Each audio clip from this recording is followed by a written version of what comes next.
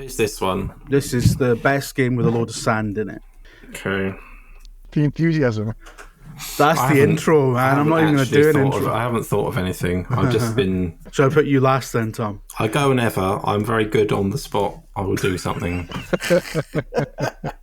Oi, what's the best game where you get to eat pie? What's the best game where you play a dead guy? Aye, you'll find out in VG247's podcast. Here, what's the best game where you swing from a rope? And what's the best game where you batter the Pope? Assassin's Creed 2. Like I said, you will find out in this your podcast.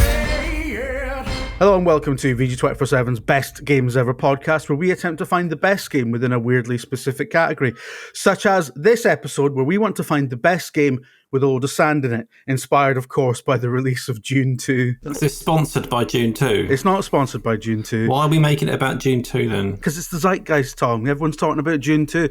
Because I grew up in Scotland, I can't pronounce Dune properly. I'm really sorry. It's Dune 2.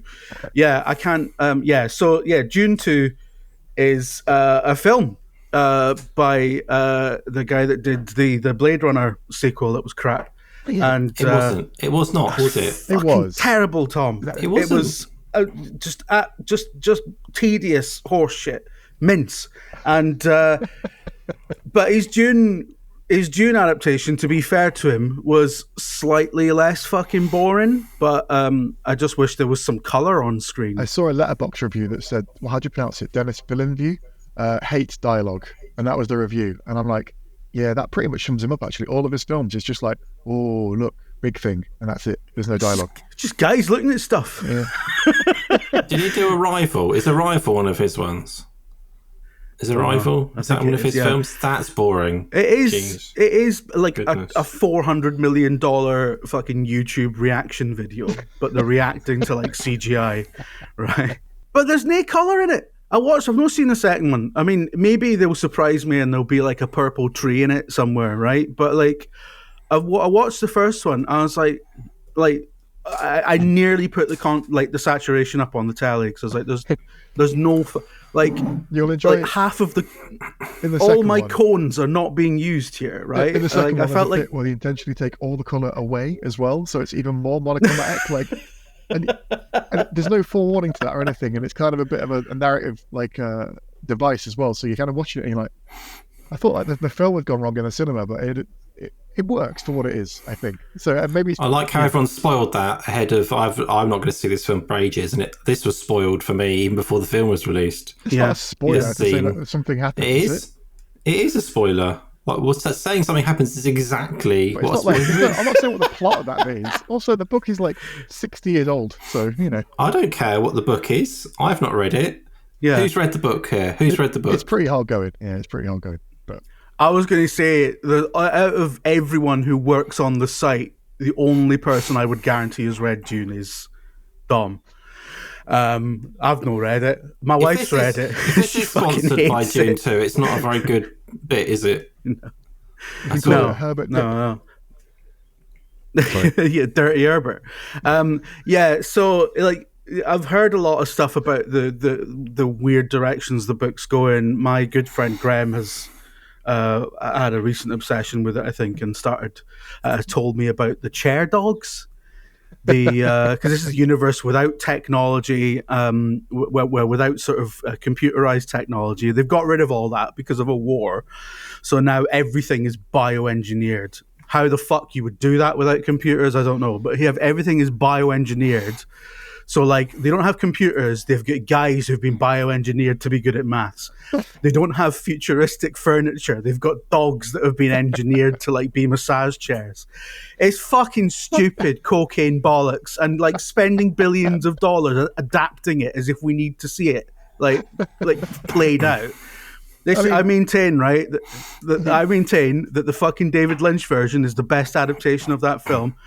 Well, I'm whacked out cocaine versions, and David Lynch is the absolute guy that you want, isn't it? So yeah, but at least it's interesting, like, to look at it. Like the navigator in that film, for example, is just this wild, like, mutated sort of giant, sort of jar brain dolphin man thing. Mark's just sat there thinking, like, he apologised for turning up late, and now he's wishing he hadn't bothered at all. Yeah.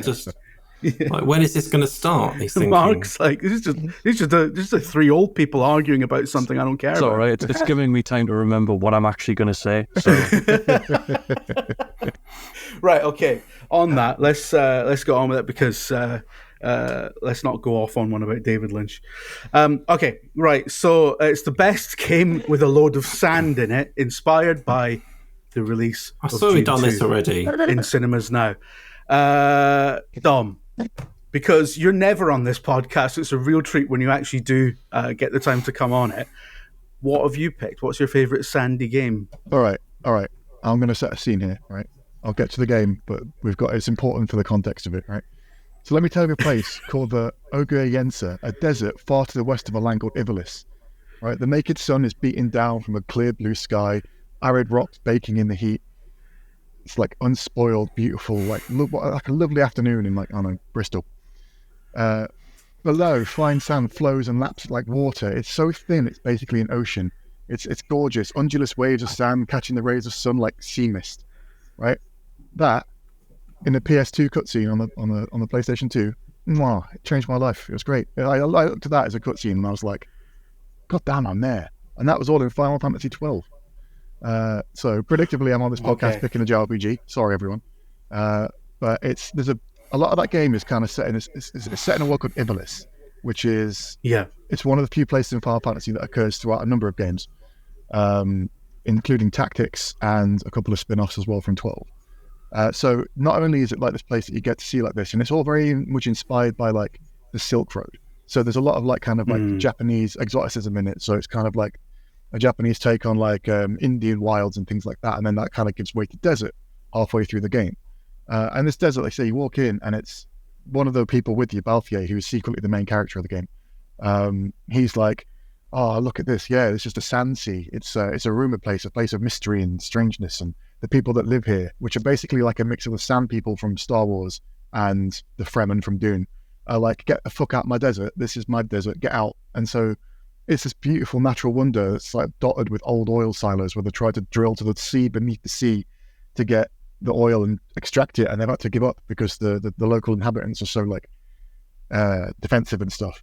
And I think it was the first time. That game's a bit of a slow start. You start in this lovely city, it's all kind of like opulent and lovely, and you're a little vagabond street thief, and that's the first part of the game where it's kind of you're in like a kind of desert oasis bit, and then you get into the desert proper, and it really feels like the world starts to properly come to life there. In my head, it's like pure sci-fi catnip, like really, really rich with lore, like dripping with vibe, and also like kind of implementing these ideas that I'd never seen before at that point. I'd since read Dune, and I've since like heard about this like sci-fi desert stuff. But for me, I guess I was probably 14, 15 when I played that, seeing this in this cutscene and like, again, like this ocean of sand with like creatures riding like worms through it. Again, what could it be inspired by?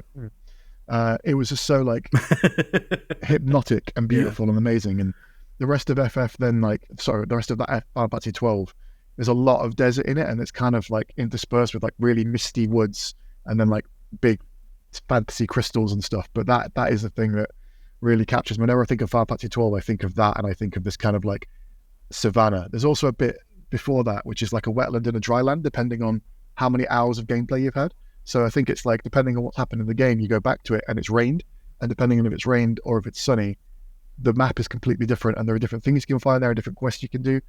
And this is before, like, you know, it's not an MMO. It's just like a kind of standard game that had this kind of cycle, which I'd only ever seen in Pokemon, the night-day cycle in that before. So that was just, it's just got this really wonderful kind of desert vibe, and there's lots of travelers and kind of Bedouins around in different areas, and it's such a wonderful vibe with all this kind of like sort of like partly Arabic inspired and partly Indian inspired stuff that all just kind of merges into this fantasy wonderland, which is so different from your knights and dragons of like medieval fantasy. I really, really, really enjoyed it, and it really sparked a taste in me for that kind of thing. I think it's probably almost directly led me to read Dune when I was about 16, 17 actually. So it felt like a good time for this one. That makes sense. That makes a lot of sense. Okay, yeah. I love the Dune connection there as well. I like keeping it on theme, which is going to be difficult for everyone to keep that up without. I think Because there have been like a few RTS games based on the Dune universe, and there were a few tied to David Lynch's Dune, and obviously there's one coming now, isn't there? That's tied to the new adaptation. You can check out a preview on bg247.com. That's true, yeah. But I can't imagine Mark knowing what an Amiga is. And I can't imagine Tom sitting there playing Dune on one. I'm not listening to anyone talk about Amigas. Let's move on. I think just before we go on to the next bit, I mean, I'm not going to say I could predict exactly what Dom was going to talk about, but before this started, I did a bit of, actually while this was starting, I did a bit of a Google about games with sand, and I saw Final Fantasy 12 pop up. And I thought that's it. That's what he's going to talk about. That's what he's going to do. I knew that he'd be like all like. It's not quite Alex levels of like. I haven't completely switched off, but I was zoning out a bit. Like after the intro, I assume we lost about 50% of our listeners talking about all the cutscene stuff. But I mean, look. My choice was this or Dead or Alive Extreme Volleyball 2. So. Yeah. I think I went for the highbrow version of what I could. Yeah, I mean, you pick the more boring option. I mean, if that's what you want to do. The more boring, if you like, but slightly less problematic option, which is good as long as we don't get cancelled. All right, I'm going to give you more time to think, Tom. I'm ready. I said I was ready. I had something instantly. So if you want to go with I'm going to now, give Mark fine. an opportunity to speak now because he's been very patiently listening to three old people go on about fucking Amigas and God knows what else. Mark, what is your pick for this podcast? What's the best game with a load of sand in it? Right, before I get into my pick, I'm basically going to have to tell a little story that happened to me last night. Fucking hell. Everyone's just doing the Tom bit now. Fucking Connor did it last week. I'm not. I wouldn't be saying this if it wasn't worth it, but yes. Okay. Basically, when I came up with my pick earlier this week, I was like, I swear this has been on the podcast before. Yeah. And Jim was like, yeah, I think it has. And said that he thought the podcast that it had been on was something like best 7 out of 10 games. So I thought, all right, that's fine. I'll go back, I'll listen to what's been said to make sure that I'm not repeating. So I went to do that last night as I was leaving the house to go for a walk, to put it on while I was going for the walk, to listen to what had been said so that I could be good at my job. And basically I typed VG247 best 7 out of 10 game into Spotify, and nothing came up. So what followed was a 30-minute walk of me listening to snippets of about 15 different podcasts that we've done as I attempted to find out which one Jim had been referring to. We did one that was best 6 out of 10 that's not The Last of Us. It wasn't in that one. I went so deep that I ended up listening to several of the podcasts that Dom's actually been on. Yeah, which was a nice blast from the past and shows how deep I had to go with this. And I went so far as to, because I was like, right, it's best 7 out of 10 game. So I went on the actual page for this game on our website thinking, right, the article to go with the podcast will have had it tagged. It seemingly didn't. And the best thing was, I found a news article that Connor had done about the Furiosa film, which cited this game as the best 7 out of 10 game the whole time. So I know who's nominated it pretty much. I'm pretty sure it was Connor, but I don't know which podcast it was in, and I don't know what was said. So right, I might have made up an entire episode in my head, but I swear to fuck, this game has come up in the past. Oh, it most definitely has. But it was just the fact that I trusted that you'd provided me with accurate information. I do apologise. Never trust that I've provided you with accurate information. Yeah. Anyone who's read any of my articles knows that I'm not likely to do that. This walk was basically me gradually realising that, no, I'm not an idiot. That's not what it's called. It's a wonderful story, Mark. I'm glad you told it. It's wonderful. Thank you.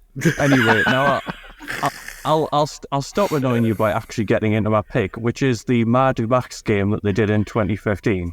Beautiful game. So this game, there's one mission in particular that I'm going to talk about, so hopefully I won't be infringing on what's been said before, but there's one mission in it where you have to go to a place called the Dunes region, which has the word Dune in it, so I've automatically scored myself points there. And basically, it's an area that is full to the brim of sand. It's just sand. The rest of the game has all those weird little open world objectives that every game since about 2010's had, you know, things to topple, collectibles to get.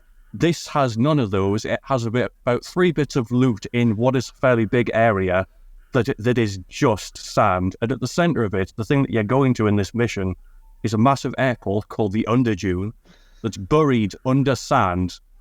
And this mission is basically you going through it, and there's a gang that controls the area. That's the reason no one goes in it. And basically you're going in, and it's gradually teasing that they're going to attack you. And they never quite do when you're going through, and there's sand everywhere. And it basically gets to the point where you reach the girl that you're trying to retrieve. You manage to get her out, and then you drive out in one of the spiky cars through all of this sand. What's the girl's name? Sandy? No, it's Glory, although that would have scored me extra points, so I'm sad it isn't the case. And it ends with a lovely chase across the sand dunes with you and these lads in spiky cars. And I would argue that it's the most memorable mission, at least for me, in that 7 out of 10 game that is really quite good. And it's also, it just evokes, to dip into another story, it evokes the feeling of going to a beach in the northeast in what is not quite summer, because all of the sand looks like the kind that just, if you're a child and you're having a bag of Wotsits, it's the kind of sand that will blow in there, and then you'll eat the Wotsits, and it'll be the worst texture experience of your life. What I'm taking from this is sand. you're saying the northeast of England is quite like Mad Max, which Oh, it most definitely is. But yes, that's my pick. Apologies for stealing Tom's gimmick. Please don't fire me. I like that. I just want to interject quickly to say when it came, everyone says a 7 out of 10. We've been chatting about it in the Slack a little bit this week as well. Obviously, Connor had the article mentioning it in 7 out of 10. When it came out, I hated it. I did the preview and quite liked it, but it just wasn't. I found it really boring. I was already getting over more fatigue in 2010 when it was popular. So the magazine I worked for at the time, I gave it a 5 out of 10. And let me tell you, people and the developers were not happy. We got a lot of people messaging us being like, "Did you even play it? Are you going insane? It's Mad Max. Mad Max can't be 5 out of 10." And people got really quite rabid about it at the time because I think the film had probably just come out. The Miller one, was that 2010? Yeah, it was. Yeah. And so it inspired quite a lot of, and also there was all the 50-year-olds being like, "No, Mad Max is good. Mel Gibson's the king." So it was like, Mel Gibson, is that right? Was it him in the originals? Yeah. Yeah, he was. Yeah, one of the things that I did find while I was searching was that we actually have some of the trailers for it just uploaded to our YouTube channel from 10 years ago. So if you want to remind yourself of what the climate was like, you can go and watch them, as I did while I was sifting through 9 million podcasts trying to find this. Sounds like Mark only consumes media that is on the website or our own YouTube channel. It's like podcasts. It has to be our own podcast. Videos. If it's not on VT247's YouTube channel, he's not watching it. What the listeners don't know is that we keep him and Connor and Kelsey locked up in a compound, so it's the only thing they can consume. Just feeding our own cycle back onto the website over and over. Just churn out the content. Just take your podcast and shut up. Yeah. So, well, I love that Mad Max game. I think I reviewed it for Video Gamer, and I think I gave it quite a good review. Yeah, I gave it a 7 on Video Gamer back in the day. But my caveat with that, and I think this is where Connor got it from because he's a little patter thief. I always say it's the best 7 out of 10 game ever made because it's just not quite good or quite clever or quite polished enough to give it anything higher than a 7, and yet it's an excellent game that is better than a lot of 9s, if that makes any sense to anyone. But yeah, it doesn't. It makes no sense. It does make sense. There's one of the highest trafficking reviews I've done since I've been on this site was calling, I think, surprise Final Fantasy Stranger of Paradise the best 7 out of 10 game or best 3 out of 5 game I've ever played, because it's that exact thing. All the ideas are really quite good, and they're all hovering about 7. It's like a lager top. Like, it's not quite a full pint, but it's just enough to be refreshing. It's, everything's just there. Yeah, and it's like, I mean, I know we talk about it being like very Ubisoft and very, Icon Janitor sort of thing. Talking to Stolen Patter, that's Steve Burns. Icon Janitor is excellent. It's good, isn't it? But it's like, it's one of the best ones of the, like, it's not an inherently bad type of game. It's not an inherently bad formula. It's just often, it's often a type of design that's lazily leaned on with a lot of very fucking 6 out of 10 rubbish. But like, when it's done well, it works out really well, and it's really compelling. And Mad Max is one of those games where it's done really well, and also you can play it at 120 FPS on Series X right now. Think about all the grains of sand that's rendering per second. Exactly. And I'll tell you it gets FPS boost on Series X, and it looks and runs beautifully. If the Avalanche engine is good at anything, which I believe this was one of the few things that they did in that kind of like, we're going to expand Avalanche massively, and they did this on it. And I'll say, compared to things like Just Cause, this is a really good example of that engine like really working at its peak. Again, I found it quite a bit boring and a bit like rote. But some of when you're just driving I'm going to steal this from now on. When you're driving a spiky car through the desert storms, there is a kind of like just watching everything kind of like all those gears turn together. There is something really quite special about that, and it does feel like a very video game. And that's something that it's quite enjoyable. It actually revels in being a video game as well, I think, which is one of the best things about it. And it's canon. It's canon. Some of the script apparently for the Furiosa prequel that's coming out draws a lot of it builds on a lot of stuff. Is that right? Okay, that's that happened in the game. So it's all connected. Mad Max is one of these things where it's like it's a very woolly canon, like Doctor Who. And it's not Star Trek where there's a very defined sort of like, it's a very sort of like, it's canon. Some of it don't fit, don't matter. He's just a legend, So anyway, right, let's move on to Tom, who's been sitting there very patiently, scowling at everyone. What is your pick? There's been quite a lot of dull chat. Sorry, it's just fucking people are waiting for me, and they're like, one Welsh guy who always kicks off in the YouTube comments is waiting for you to speak. That's it. There's one guy. Anyway, I mean, I don't even know if I'm going to be audible because my little sound bar has been completely flat the whole way through. No, I can see your sine wave. It's okay. I mean, I can hear you. If not, then just imagine I'm saying wonderful things. So, okay, I teased on Twitter that I had a new bit. Oh God! Right? Yeah. So I've got a little pre-choice story, right? So a couple of weeks ago I was asleep, right? Great start. I mean, it's something I'd like to be more of often, but I was asleep at this particular point. Woke up, my daughter woke me up. She's 2 and she's like, what's that noise? She wakes up all the time. She doesn't often say, what's that noise? What's that noise, Daddy? What's that noise? So I was like, I don't know. Can we just go back to sleep, please? What's that noise? I want milk. What's that noise? Change my nappy, etc. And I'm like very tired. I can barely see. When you get woken up in like this hour, you don't function properly. If you don't have children, you won't know what this is about. But you're suddenly thrust into being like, you must be alert and active now. Picking up quite a heavy child, having been completely motionless for like hours, and then it's like this is the worst thing's ever happened to you. Anyway, I was trying to give her milk. She's like, what's that noise? So we had to investigate the noise before she would have the milk. So we went and looked, and it was like nothing. She's like, what? Look at other windows. So we had to look at all the windows. Couldn't see much, and we looked through the back of what is actually her bedroom, but she doesn't sleep in it, so it's an empty room. And we could see like the neighbour in their garden. I looked closely, and he had no top on, right? And we're just going through bins. And I was like, what is going on? And she said, man. And I said, yeah, that is a man.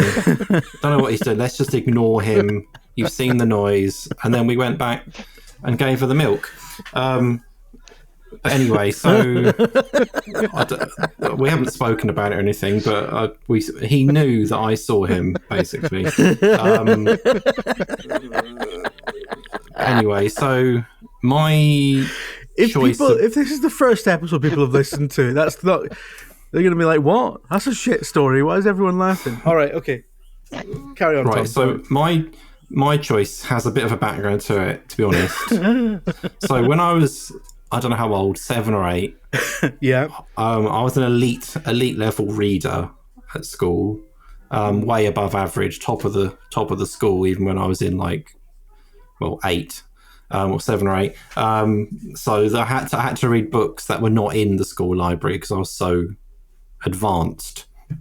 So I got a book from my stepdad. He said, "Just read this. You might like it." It was called Dune, this book. So I read it as a 7 or 8-year-old. Didn't really get it much. It was a bit advanced, really.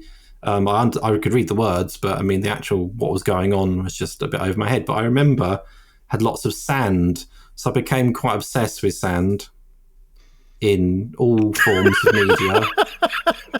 And I like Mario games in particular. All of them pretty much have a sand level, right? They all have some sand in them, some really good sand levels. And I was thinking, which one is my favourite game, Mario game, with sand? I was drawn really to Mario 64 because it had that game had a big impact because it was such a big leap from what we'd seen before. But then I thought, actually, it probably doesn't hold up as well as I might hope. And then Mario Odyssey is, I think, one of the best Mario games, and it has a very good sand level. Can't remember what it's called, but it has a really good sand area. Yeah. But I thought, Mario games, it's a bit simple. I've got to pick something good for this, right? I was thinking, right, what else has sand? What else has sand? I can't pick something generic and dull like Mad Max or obvious and boring like Final Fantasy 12. And I thought, right, I know what's going to win this. Something that's so sort of just out there as a choice that no one would ever predict it. And also it's like, what really? What an incredible choice.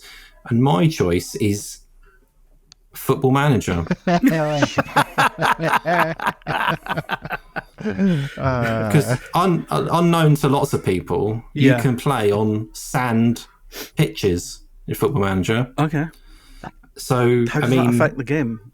I'm assuming it affects the game quite a lot. To be honest, I've never played on a sand pitch in the game. I know you can do it. Right. And that is such a core part of what football is. It's almost the entire game. Like, it's played on a football pitch. So sand being the football pitch is a huge part of the playing experience. That you yourself have never I've never encountered. played it because I'm quite elitist and I just choose to play in the leagues where they have grass. But you can play on sand. Right. And if you do that, it's a big part of your game experience, and probably a bit more unique than just it's sand in a level or whatever. It's an actual unexpected little thing, big thing in a game that you wouldn't normally. No one would have thought Football Manager could be in this podcast, right? Not if you've been listening post mid 2023 or whatever. Anyway, so that's my choice. Football Manager. I think it's clearly better than Mad Max. I mean, I don't know if you could argue Final Fantasy 12 is a better game. I don't agree, but I think that's my choice. Even Final Fantasy fans say that 12 is not great, but for me, it's top 3 for me. It's right up there. I think it's one of the best, but a contentious choice even amongst the fandom. Not really helping myself here. I'm going to shut up. It's a good game. It's a great game. It's the best game. The remaster's fantastic. You'd say. I love that we're back to the Football Manager bit, playing all the hits. Can I just say that in my searching back through the podcasts, if you just Google VG247 podcast, you get like little YouTube previews where it goes through the bits that it's flagged as the sections of the video, and the amount that just end with Football Manager then conclusion. There's at least 16 of them. Getting outed by the algorithm. Wonderful stuff. Yeah. All right, okay. I need to pick something now. Right, we've got three. Well, I tell you, we've got two really good picks here and Football Manager. So I'm not picking Football Manager, Tom, but I do appreciate. Well, because it's not. Why not? Why? Yourself even admitted. Why doesn't it qualify for this? Right, because it's not even like. I'm not getting into it, right? It should absolutely qualify. It's actually my job to get into it. I didn't even go like, oh, there's someone in it called Mark Sandy Pants or something. Like it's an actual thing in the game that you can play on sand. It wasn't even like I didn't have to cheat to get this included. Yeah. It's just a fact that it has sand in it. Yeah.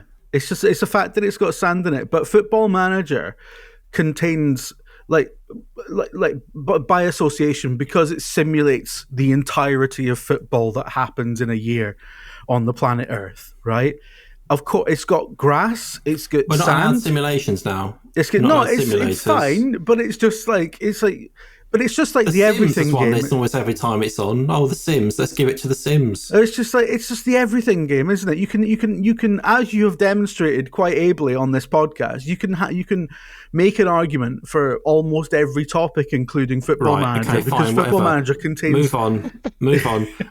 Before we move on, actually, I forgot a little story that I need to tell before this finishes, because I need to get opinions on if it was.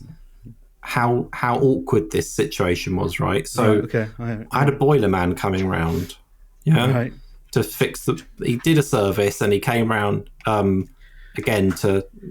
Oh no, I've got that wrong. He was coming around to do a service. He has later been to fix the boiler after that. This is why Dom only comes on like once every 6 months. This was the first time, right? The first time he came round, and he was due to come out at 9 a.m. So I thought I've got to just get over the small talk quickly to get up to work, right? Yeah. So I was like, I'm going to ask him if he wants to drink, and he'll probably say yes.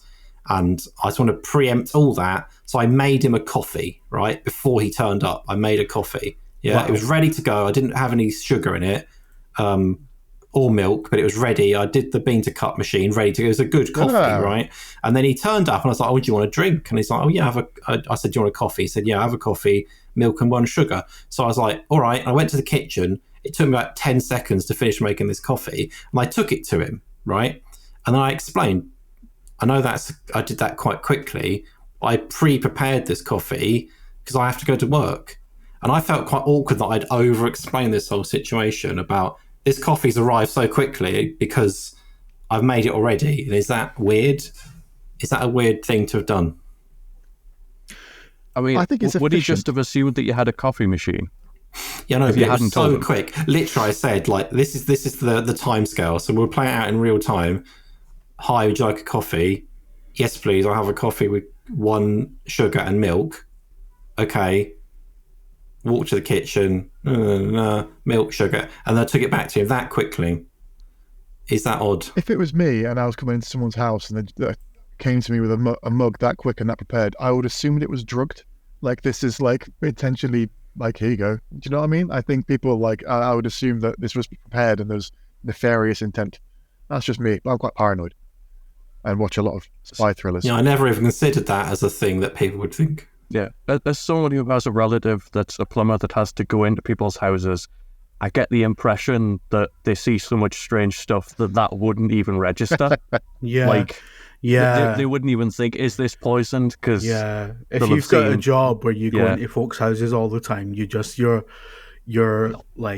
threshold for something even triggering the fight or flight response is so high because people have just got you walk in and people have got fucking a pig on a spit in the living room, and like people just live, and what leads you behind closed doors is always fucking mental. Like if I went to any of your houses, I bet I would find something really bizarre.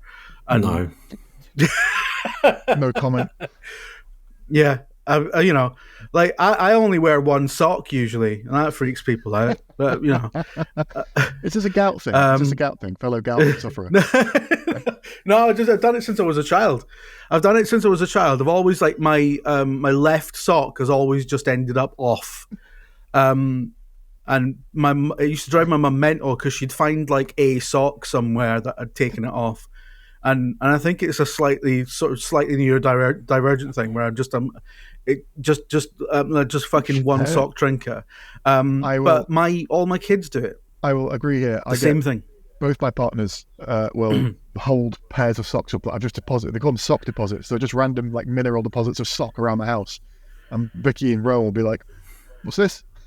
Just like a dog that has left something somewhere. Because I'm the same. I don't like things on my feet, so I take them off, don't think about it, and leave it like on the kitchen chair, like under the table, or like just the other day there was two pairs of separate socks on top of the dog crate for no reason. So yes, I feel Mark, any view on socks?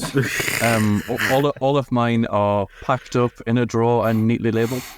Yeah, okay, yeah, fair enough. I would expect because you're very. Yeah, like Mark's an incredibly organised man. All right, okay. So look, I'm gonna pick. Fuck. Right, I'm gonna pick. Right, I'm really sorry, Dom. Oh. But I'm gonna pick Mad Max because I love Mad Max, and I think it's a great. I think it's a great. Very like the whole thing is sand, and that is true. And I think it's very. I think I wouldn't say Mad Max was particularly Dune inspired, but I don't know. Like it's epic, it's cinematic. It's I feel like it's extremely on brief. Not that Final Fantasy 12 isn't, but just being the best 7 out of 10 game ever made is. Keeps it very high in my view. For the second time in my life, it Mark. comes back to give me grief. I can't believe it. No, it's going to happen. I'm going to stop battering guys called Max. But so yeah, Mark, is that your third win or second? I think it's the third, and it's the second that I've had with something that's been nominated twice. Yeah, you're finding a system here. The meta game. I don't actually know if Mad Max has been submitted before. Now you've made me doubt that. I think maybe it's definitely been brought up. It might not have been a pick, but it has definitely been talked about on the podcast. Yeah, because I've got a vague memory of actually listening to it having been talked about. But yeah. Which one? Who knows? Audience find it. Yeah, they won't. But it's really good. It's such a good game. No notes. But yeah, I do like that. In Donaldson's absence, Dom, you've decided to sort of fly the Final Fantasy flag in his stead. Pick up the weed mantle. Yeah, yeah. You're gonna get the Sonic bedspread next time just to really finish that off. Right. Okay.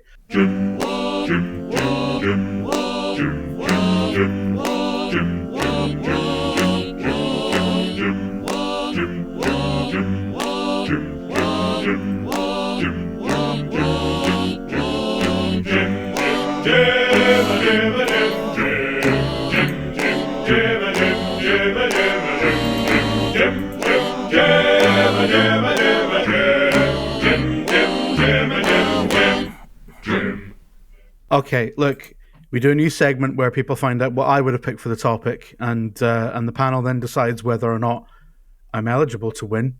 Sometimes we might overturn a win. It's not likely, considering the person who's actually won has to agree to that. But let's see how it goes. All right, so best game with a load of sand in it. There's 3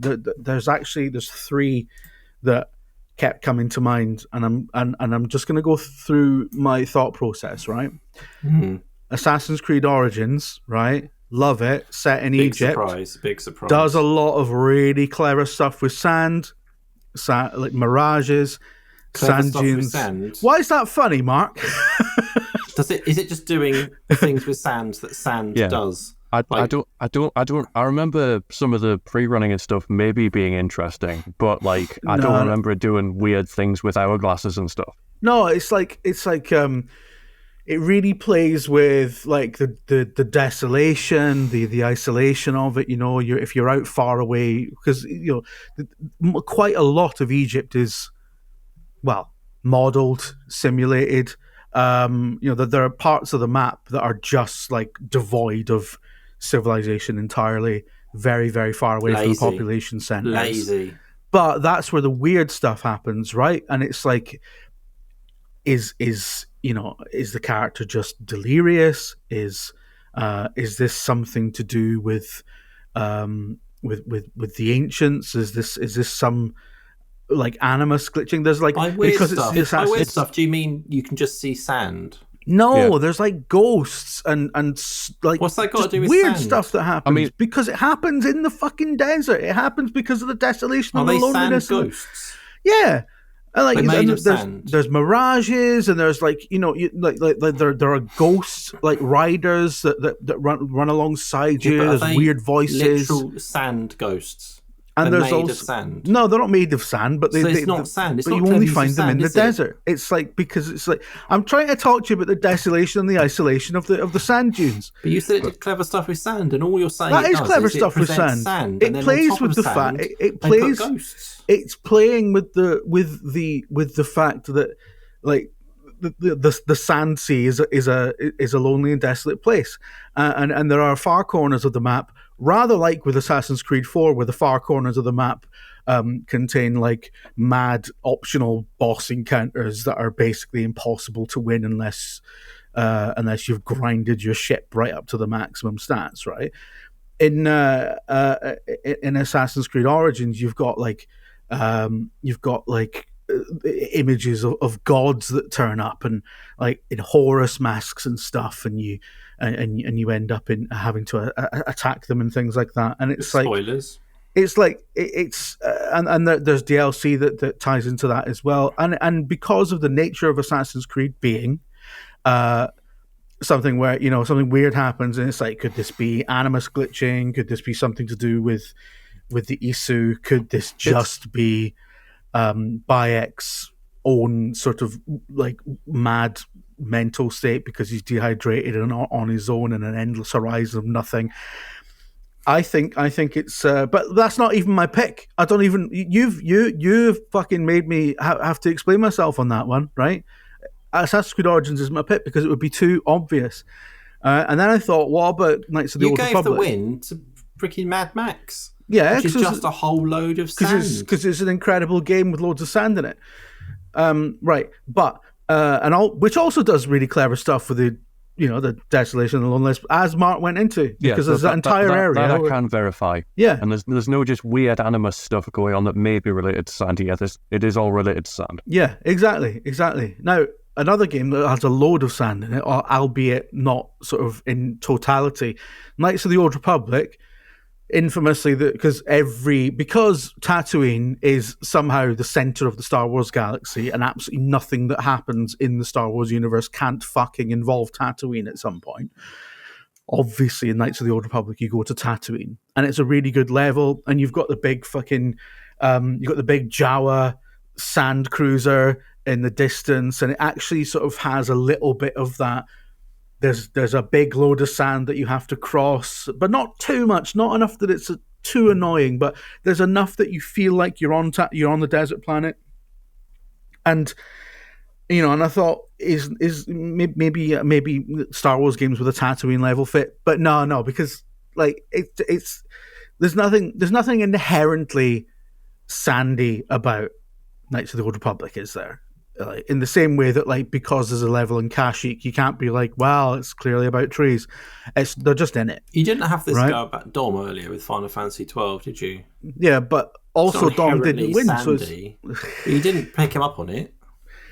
Well, I mean, I think that's because the prospect of arguing with a Final Fantasy fan isn't something that any of us want to get into. Yeah. Plus, I'd been told to keep it keep it under 45 minutes, so I just didn't want to get into the reeds of that. Right. So what I've gone with is Spec Ops: The Line, which is indisputably one of the great games of the 360 generation. You could argue that it's just it's a very sepia tone sort of brown shooter, that like third person shooter that in a generation that had loads of those. But actually, it is infamously one of the most evocative stories told in games. It's an adaptation of Heart of Darkness, so people say. And a lot of things happen in it about the horrors of war and about the horrors of inflicting generations of armed conflict on a civilian population, etc., etc. And it is a little bit, that kind of Hollywood thing of America goes and bombs a culture into submission and then makes a film about how sad the soldiers were while doing it. Accepted, but it is a great game. You don't care about that because it's got sand in it, is what you're saying. No. I'm saying there's a lot to think about, and it does a lot of. It turns out, I think sometimes it just descends into tropes, but I think sometimes it also turns a lot of tropes on their heads. I think there's a lot to think about with Spec Ops: The Line, and it's not a sort of modern classic without good reason, but. Crucially, there are plenty of points in the game where shooting a window that's got a load of sand behind it, shooting that window and making the sand all fall out and covering a load of guys in sand so they're no longer able to shoot you, right? Is this just the sand equivalent of when you shoot some logs and they roll down and take people? Is that it? Yeah. Is that it? Is that the game? I'm saying that sand is incorporated into the gameplay. I don't like that it implies that you can control the sand, because the cave-ins that happen while you're exploring the Underdune in Mad Max, you can't control them, they just happen. And I think it's an inconsistent portrayal of sand to think that it behaves as we bequeath it to, when actually sand gets everywhere and it's coarse. That's a good point. And the other thing that Anakin said in the prequels, and that's why it's such a problem. Yeah. So I hate sand. Yeah, exactly. I don't like sand either. I hate sand. I've got 4 wins. Do you know how many times I've had to go to the fucking beach? Ugh. Yeah. Just leave me on this towel. I do not want to get off this towel. It's on the beach. Yeah. The towel is a safe place, not on the sand. Leave me on my square like a cat. The fucking beaches in Scotland as well, can I just say, are the worst, because you've got sand, which is the worst thing about beaches as we've established, but also it's in Scotland, so it's fucking freezing as well. You don't even have the advantage that the sand, because warm sand is at least nice to walk on if it's clean, right? Scotland, none of that. Scotland, dirty beaches, wet sand, freezing your fucking balls off, kids screaming about wanting chips. Like, it's not good. And I happen to have, as I say, 4 children, 3 of whom are Scottish and live in Scotland, and so I spend a lot of time in my life on Scottish beaches wishing I was dead. So that's my pick. Spec Ops: The Line. I think it's indisputably a good game, even though I think examining it with a more modern kind of sensibility does probably reveal some elements that we can question, but creatively, quite a triumph, I think. And I think isn't that one of those games that's like, despite how acclaimed it was, it basically buried the studio?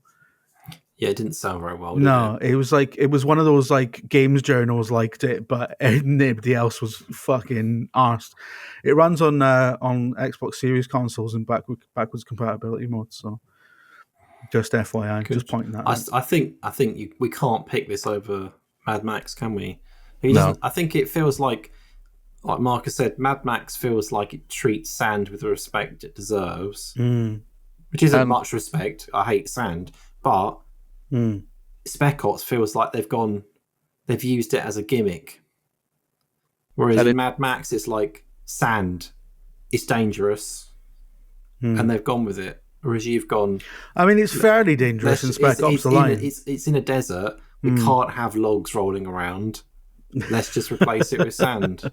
Yeah, it is a sort of, it's a sand-based equivalent of the exploding red barrel. I get it, and it's a key point as well. It's not like it's like a grand sort of physics simulation, and there's clever ways to incorporate sand-based physics into the combat ad hoc. There's specific, really signposted bits where you can shoot out a thing and then a load of sand will fall out and kill a guy, which is, a horrific way to go, really. It does sound bad, but can I just make an argument? Yeah. For me winning again, right? Because you dismissed Football Manager earlier. Yeah. It's not a serious suggestion, is it, Tom? What I failed to bring up, and this has struck me now, and I can't believe I didn't bring this up, is that a lot of my Football Manager playing days were within stone's throw of a tram stop called Sandylands. That's a fact. That is a fact. So I played a game featuring sand in a big way in a place called Sandylands. And that's not made up. That's a true thing. Look, I know it's true. It doesn't have any bearing on the content. Why not? This. Because it doesn't. Because it's just a coincidence, isn't it? Train station names are weird. Tram. It's a tram station. Right. Yeah. I mean, there's a station near me called Broccoli Wins, which is ringing endorsement to vegetables, but I'm not sure why it's called that. I live next door to a really popular kind of hipstery shopping street in South Bristol called Sandy Park, which has it has my favourite Italian deli. It's got my favourite chippy. It's got a really good organic greengrocers. It's got a Morrison's. Did you play Spec Ops near it or not? I have played Spec Ops near it. How close is it? 5-minute walk. That's too far. So, I'm just saying. It's not within the zone, is it? It's not quite close enough. Yeah, because I can. I live right next to Sandy Park, and it's so called Sandy Park because the hill it's on is made of, I think, compacted sand, and that's why they've got a real subsidence problem in the area. So it just goes to show how dangerous sounds like sand you just is. devalued your house. Oh no! This is on solid rock, so this isn't on point. that. Yeah, we didn't buy it. If on anyone's Sandy listening Park. to this, Jim's place is on rock, not on the subsiding. No, it's not on. Mine is actually near the site of a Roman villa that they found. Of course, it is. Of course, Everyone's house is near a Roman villa. Mine's near 2 Roman forts. Yeah, well, I'm just saying, right? In fact, that's not true though, because everyone's house isn't near a Roman villa. Because if your house is in Aberdeen, probably weren't any fucking Roman villas up there, right? Got you there, Mark, isn't he? He's got you there. Right, can we wrap this up then? Right, okay. Look, I'm just saying. I think Spec Ops: The Line is a good game, but Mark's no one's overruling it. Mark nailed it because Mad Max is a really brilliantly simple, but a really brilliant 7 out of 10 open world sort of, is it 8th generation, 7th generation? I can't remember. 8th generation gaming experience. Very typical of the gen, but does all those things extremely very well, and it's full of sand. So, very on brief. All right, well, let us know in the comments if you think my pick was a load of shite or not. All right, going forward, at some point, some indeterminate point, the bit where you find out what I would have picked is going to be part of the extended, paid-for version of this podcast. Available very cheap. It's very cheap. Yeah, it's not. We say paid for, but yeah, it's like £2.99 a month. Yeah, $2.99 a month. You get other benefits on the website as well. But yeah, if you become a paid member of VG247, you get the extended version of this podcast where I talk more and therefore annoy Tom more. So I think that's what people want ultimately. Thank you very much for tuning in. Please leave us a 5-star review on your podcast platform of choice, and leave us a comment if you think that my pick was a load of shite, or if you think Mark's pick was a load of shite, or if you think Dom should have won, or inevitably if you think Tom was robbed, etc. Because that's not getting old. Right, okay. Thanks very much, everyone. Bye.